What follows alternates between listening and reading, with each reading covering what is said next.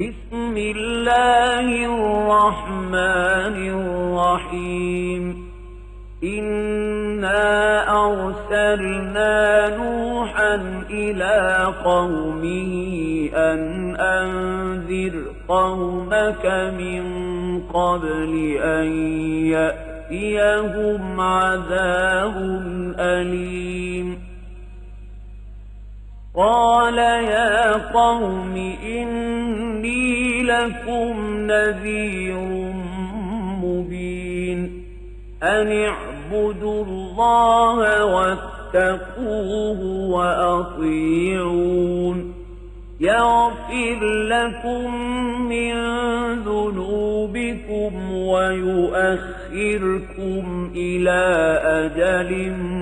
مسمى إن أجل الله إذا جاء لا يؤخر لو كنتم تعلمون. قال رب إني دعوت قومي ليلا ونهارا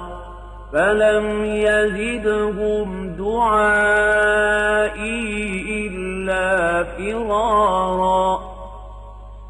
وإني كلما دعوتهم لتغفر لهم جعلوا أصابعهم في آذانهم واستغشوا ثيابهم وأصروا واستكبروا استكبارا ثم إني دعوتهم جهارا ثم إني أعلنت لهم وأسررت لهم إسرارا فقلت استغفروا ربكم إنه كان غفارا يرسل السماء عليكم مدرارا ويمددكم بأموال وبنين ويجعل لكم جنات ويجعل لكم أنهارا ما لكم لا ترجون لله وقارا وقد خلقكم أطوارا ألم تروا كيف خلق الله سبع سماوات طباقا وجعل القمر فيهن نورا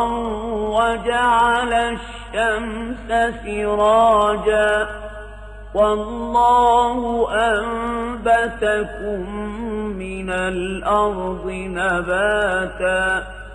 ثم يعيدكم فيها ويخرجكم إخراجا والله جعل لكم الأرض بساطا لتسلكوا منها سبلا فجاجا قال نوح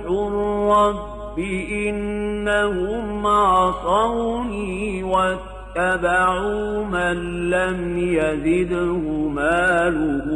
وولده إلا خسارا ومكروا مكرا كبارا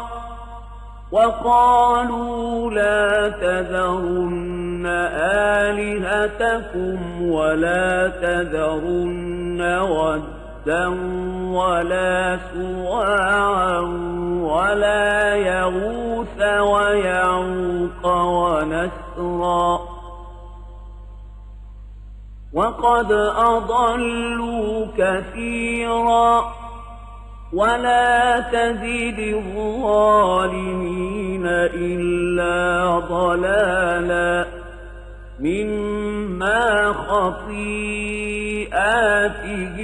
أغرقوا فأدخلوا نارا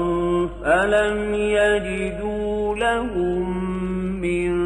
دون الله أنصارا وقال نوح رب لا تذر على الأرض من الكافرين ديارا إنك إن تذرهم يضلوا عبادك ولا يلدوا إلا فاجرا كفارا رب اغفر لي ولوالدي